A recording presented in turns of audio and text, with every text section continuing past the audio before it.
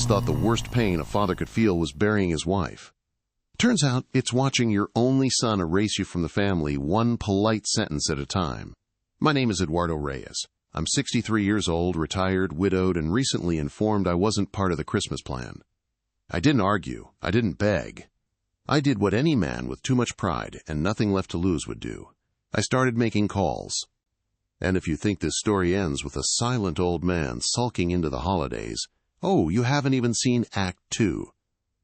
Before we go further, if you're enjoying my story, please subscribe and tell me where you're from in the comments. I read everyone like a letter from family.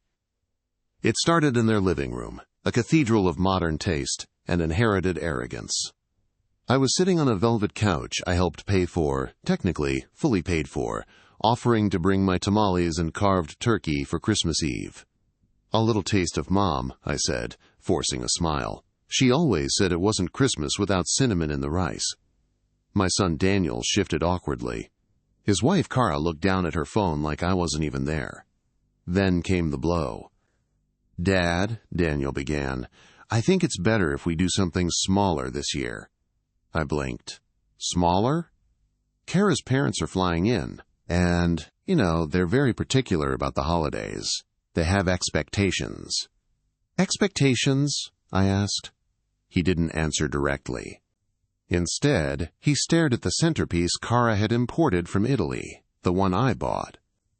"We just think it might be easier, for everyone, if we kept things simple this year. Maybe you could join Rosa after the holiday?" Join Rosa. As if I was a stray they were passing off to another family. I looked around that house, the custom fireplace I helped install, the kitchen I helped renovate when they found out Cara was pregnant, though that pregnancy never came. And the down payment on this house? My retirement. Gone. "You want me to skip Christmas in the house I bought?" I asked. "It's not like that, Dad," Daniel whispered. "No?" I said, slowly standing. "Then what is it like?" Cara looked up, her voice the color of frost. "My parents expect a certain level of conversation. Tone. It's not personal." Not personal. Just humiliating.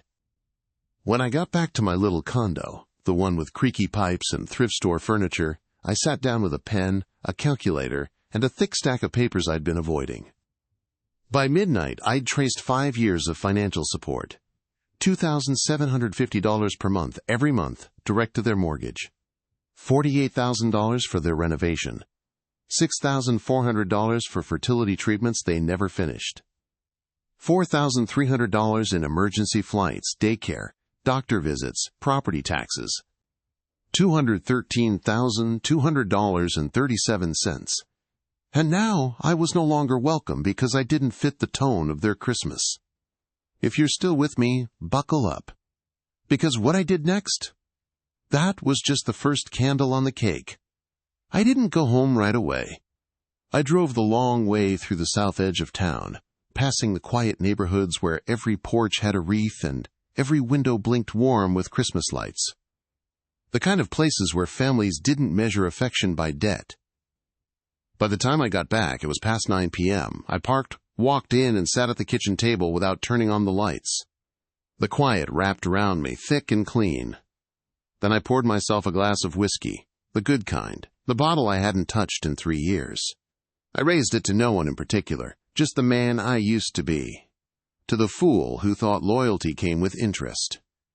The next morning, I started gathering proof.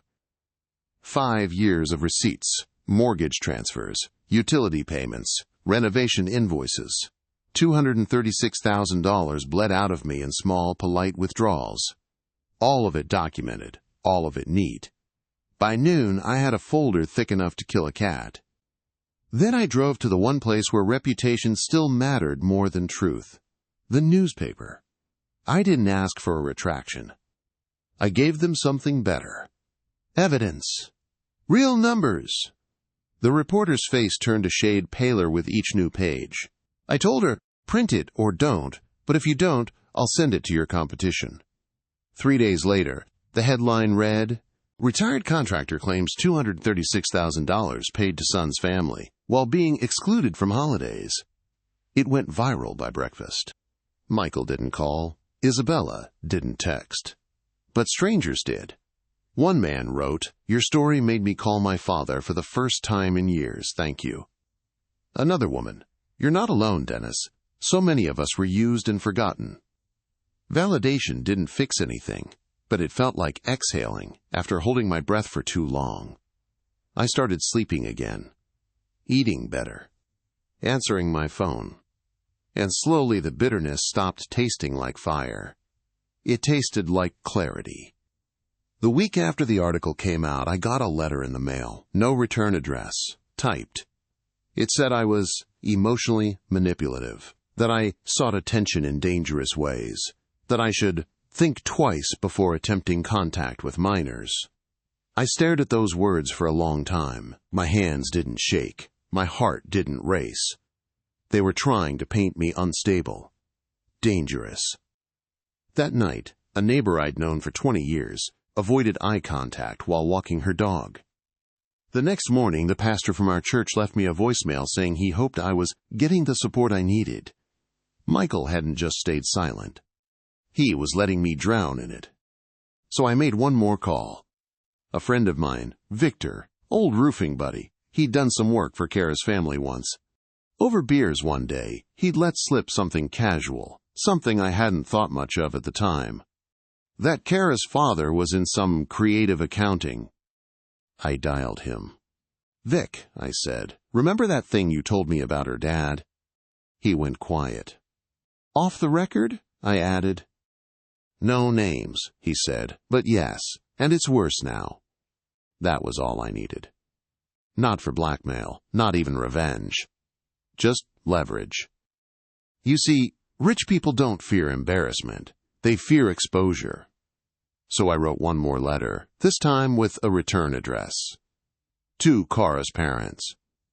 I included a copy of the mortgage statement showing my payments, a printed copy of the article, and one more thing, a notarized affidavit stating I was preparing to submit all financial documents to the IRS for gift tax review. Within 48 hours, Michael called me. He didn't sound angry. He sounded terrified. "Dad," he said, "what did you do?" I didn't answer right away. "You humiliated us." "No," I said, "you humiliated me. I just turned on the light."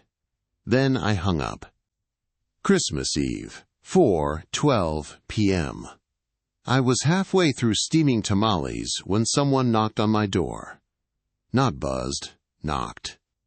That alone told me everything I needed. I wiped my hands, opened the door, and there he was, Daniel, my son. Shoulders hunched under a wool coat too thin for the weather, eyes bloodshot from shame or exhaustion. I didn't care which. "Dad," he started. I waited. I saw the article. Still, I waited. His voice cracked. "They're angry, Kara's parents, Kara, but I'm not here because of them." "No," I asked, crossing my arms. "No, I'm here because of me." He took a deep breath. "You were right, about everything. I let them make you small. I let them turn our family into theater." I stepped aside. "You want to talk, we do it inside. No one deserves an audience for their confessions." He nodded, stepped in, and froze at the smell of the kitchen. "Tamales?" he asked, like the word physically hurt. "Always," I said, "even if I'm the only one eating them." He sat down at the table he hadn't visited in 2 years, ran his fingers along a chipped edge like it was something holy. "I remember Mom used to say you could tell the quality of a man by the condition of his kitchen table. She also said never trust a man whose shoes cost more than his rent." That earned the ghost of a smile. Then silence. Until Daniel cleared his throat and said, "We might lose the house." I said nothing. "They've pulled the safety net, the people who used to help us. Her father's embarrassed, her mother's making calls, and Kara's." He hesitated. "She says I let you humiliate her." "Did I?" I asked, calm even. He didn't answer. "You came here to ask me for help again?" He shook his head. "No, I came here because I finally understand what I did." Now that made me pause. I didn't just pick Kara's family over you, he said. I picked a version of myself. One where I didn't come from a man who laid tile and cooked tamales and wore steel-toed boots. I thought if I erased you from the picture, I could become someone else. And now? I asked. Now I know I erased the only part of me that was worth anything. I looked at him, really looked. Not as a father, not as a man with 236,000 reasons to hate him. Just a man, broken open, finally honest. I stood, walked to the oven, and opened the door. Steam poured out, thick and sharp with chili and masa. "You hungry?" I asked. Daniel didn't speak, just nodded. I plated him 2 tamales, a scoop of rice, and a spoonful of black beans. Sat across from him, watched as he took the first bite, and closed his eyes. "I forgot how good this was," he whispered. "You didn't forget," I said. "You just traded it for something shinier." He looked down. I leaned forward. "Let me be very clear. I don't need an apology. I don't want your guilt. I want you to remember what kind of man you were supposed to be." He nodded again, slowly. "I don't know if I can fix what I broke." "You probably can't," I said. "Some things stay cracked. But that doesn't mean they're useless. It just means they're real." He didn't finish the plate. But he didn't leave either. We sat for another hour, mostly in silence. Then he stood up, reached into his coat pocket, and pulled out a small, folded card. A Christmas card. He slid it across the table. "I wrote this before any of this happened, before the article, before the calls. I was going to send it, but Kara told me not to. I'm giving it to you anyway." I didn't open it right away. "I'll leave you alone now," he said, "but I'll be back, not because I want to fix things, because I want to build them right." He left. I sat there a long time. Finally, I opened the card. It was simple. Just a single sentence, written in his scratchy, too-tight handwriting. "I never stopped loving you. I just got scared of becoming you." That one hit deep. I didn't cry. But I did pour myself one more glass of whiskey. And for the first time in years, I raised it not to the man I used to be, but to the one I still had time to become. The next day, I woke up to 2 things, sun on my face and a voicemail. It was Kara. Her voice was clipped, brittle. "Eduardo," she began. "No, Mr. Reyes. No warmth. I don't know what your goal is with all of this, but it's deeply unfair to Daniel. To all of us. We've done our best to include you, but your recent actions have made that impossible." She went on. 5 full minutes of polite venom, disguised as boundaries. She ended with, "I hope someday you realize how much damage you've done. Families don't survive that kind of betrayal." I stared at the phone, then played the message again. And again. On the 3rd listen, I laughed. Not because it was funny, but because it was familiar. That was the voice of someone who'd never been told no. Someone who believed love was a currency, and I had overdrawn. But see, love isn't currency. It's credit. And they'd been living on mine for years. I didn't call her back. I didn't text Daniel either. I let the silence do what it does best, reveal what actually matters. 3 days later, I got a letter from the bank. Their mortgage payment missed. Kara's name wasn't on the deed, just Daniel's. And Daniel didn't know how to manage money because I'd never let him learn. I did that. I made it easy. So now, I made it real. No more automatic drafts. No more quiet rescues. No more shielding grown adults from the weight of their choices. The silence stretched into January, then February. Then, one day, as I was cleaning out a closet, I found the old camcorder, the one we used when Daniel was young. I dusted it off, popped in a tape, and sat on the floor. There he was, 6 years old, holding a homemade card. "To Daddy," he said proudly to the camera, "because he fixes everything." And there I was, off camera, laughing. "Even broken hearts?"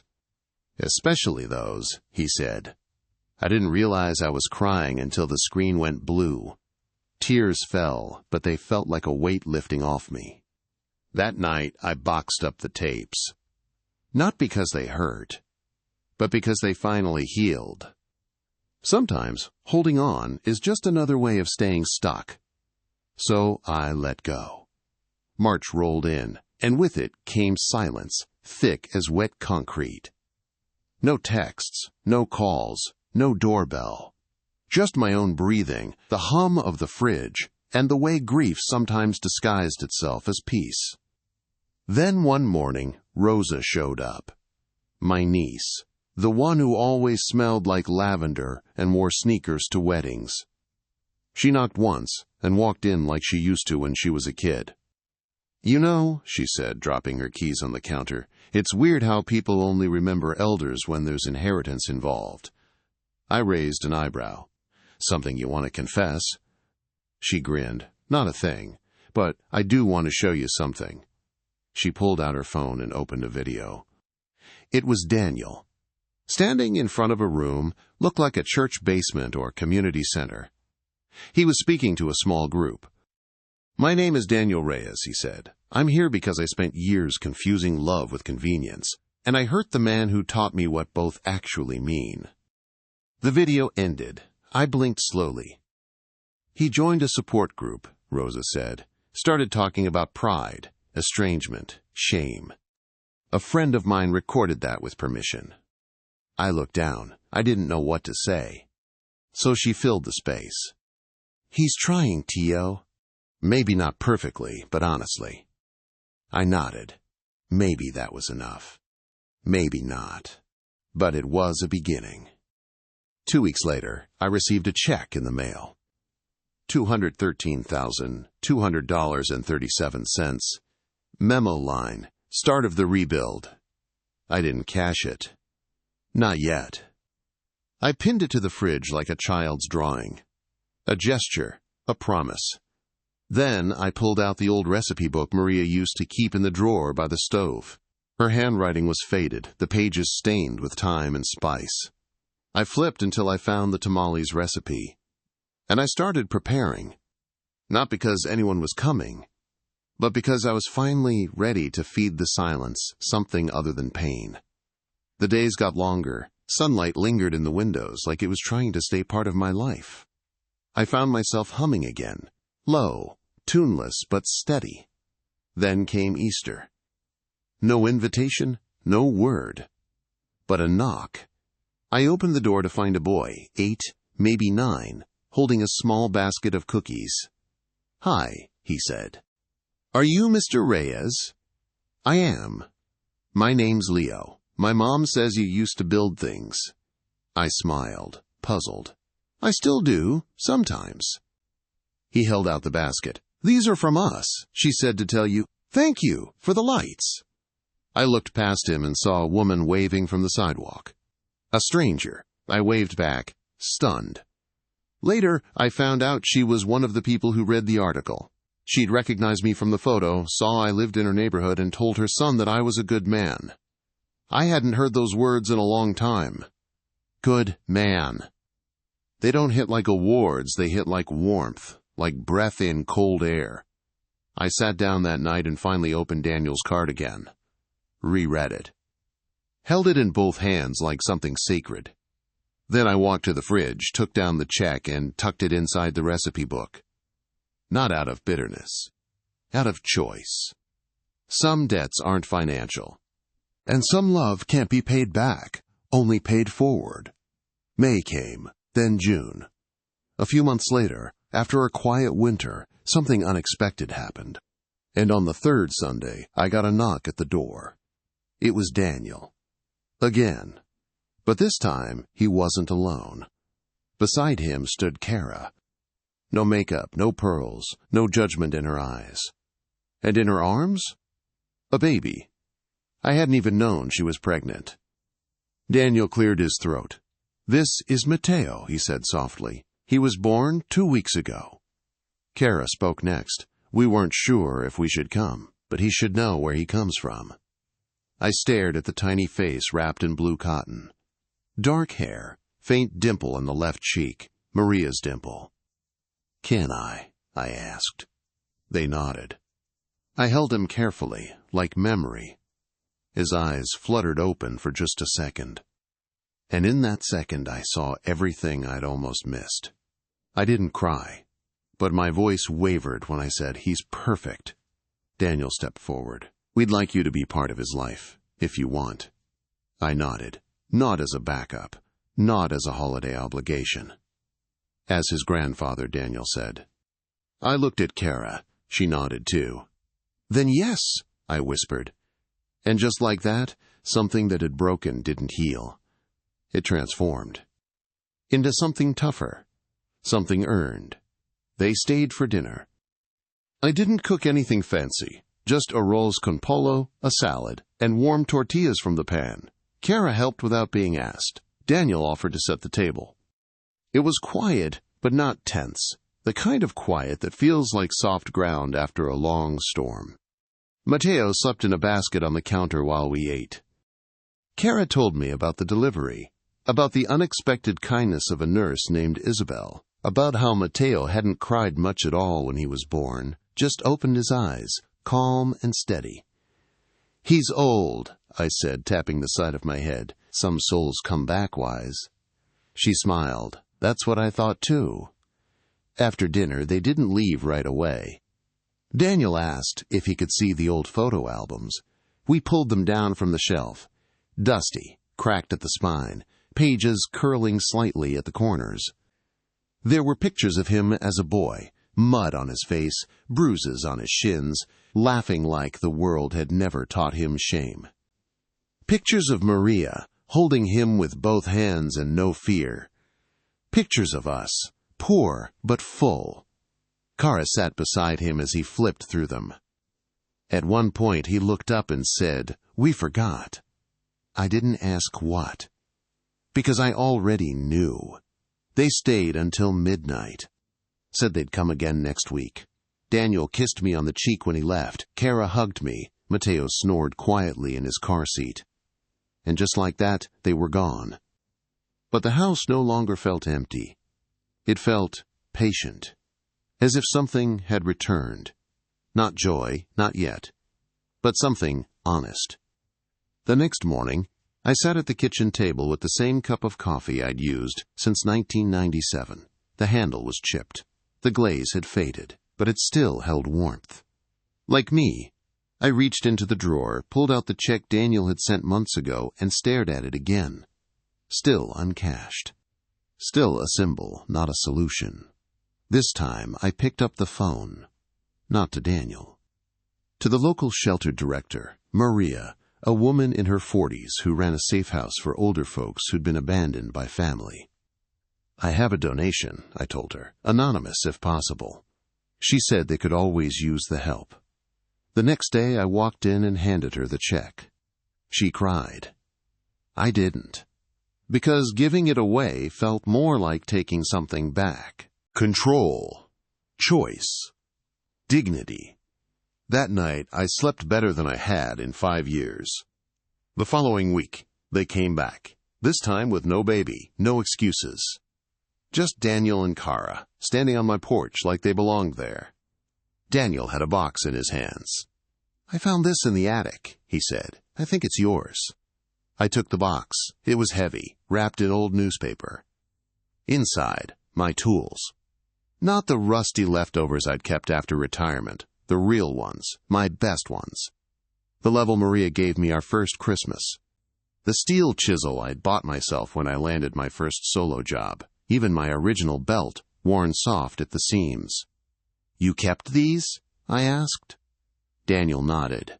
"I couldn't throw them out, even when I thought I wanted to." Kara stepped forward. "We've been talking, a lot, with a counselor, with each other, with Mateo asleep between us." I said nothing. Then she added, "I'm sorry, Eduardo, for the things I said, the way I treated you. You didn't deserve it." Apologies are strange things. Sometimes they land like feathers, sometimes like bricks. This one was quiet, heavy. I took a breath. "I know I wasn't perfect either," I said, "but you made me feel disposable." "I know," she whispered. We didn't hug, not then. but something softened in the room. Shared breath, an invisible gesture of truce. They stayed for dinner again. We ate outside this time, on the old patio with the crooked table. Halfway through the meal, Daniel looked up and said, "I want to do something." I raised an eyebrow. "Like what?" "I want to restart the business." That made me laugh. "The one you said made me small?"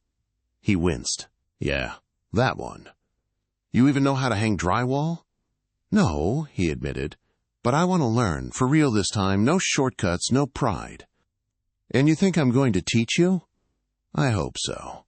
I looked at my hands. Rough, scarred, still steady. "I'm retired," I said. "Sure," he replied, "but you've still got that belt." I stared at the chisel in the box. Maybe he was right. We didn't shake on it. But we didn't need to. The next morning, I went to the garage, pulled out the workbench, sharpened blades, dulled from memory. And just like that, a new project began. Not to build walls, but to take them down. Summer came quickly after that. And with it, the rhythm of old routines dressed in new meaning. Daniel started showing up early. Coffee in one hand, notebook in the other. We'd go over blueprints together. He asked questions this time, took notes, made mistakes, fixed them. And when he cursed, I didn't scold him. I just smiled.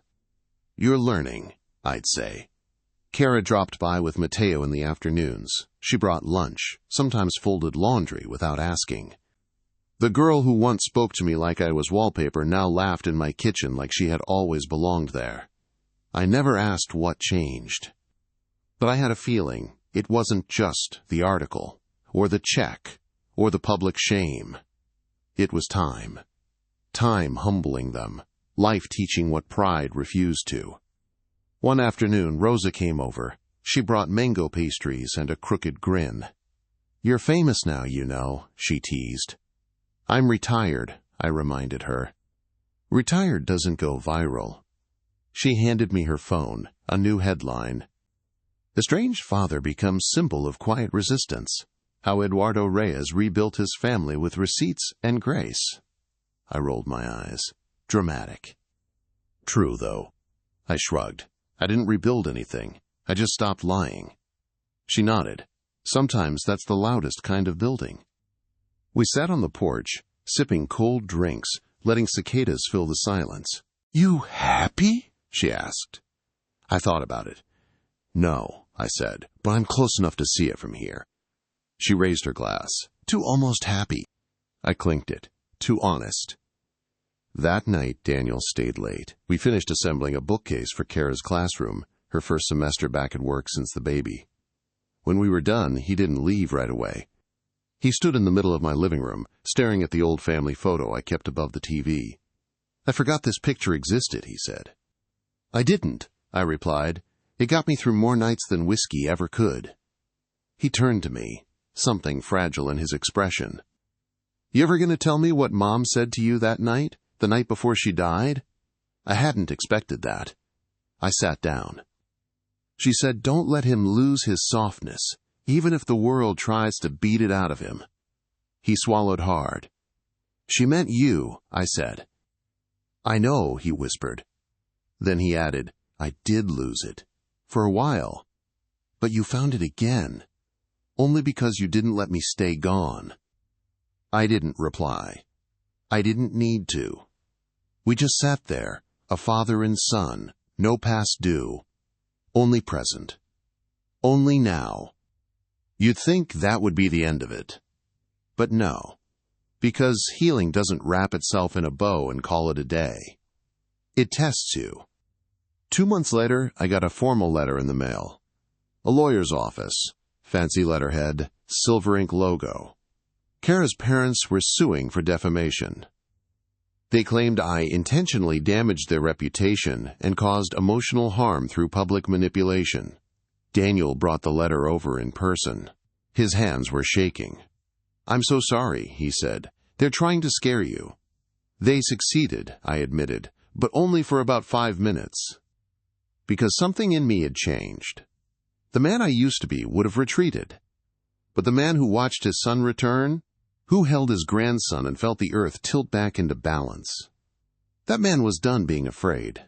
I called their lawyer myself. "This is Eduardo Reyes," I said calmly. "You can tell the family that if they want a war in court, they'll get one. I have receipts, records, witnesses, and about 4 million people online who'd love a sequel." There was a pause, then a sigh. "Mr. Reyes, perhaps we can settle this amicably." I smiled. Amicably left the building the moment they erased me from my own family. The lawsuit was dropped within the week. No apology. Just silence. But this time, I welcomed it. Because some silences mean you're forgotten. And some mean they finally know not to try you again. That Christmas, the house was full. Daniel carved the turkey, Kara brought flan. Mateo crawled under the table and chewed on wrapping paper like it was gourmet. And me? I stood by the window, watching the lights flicker on the porch.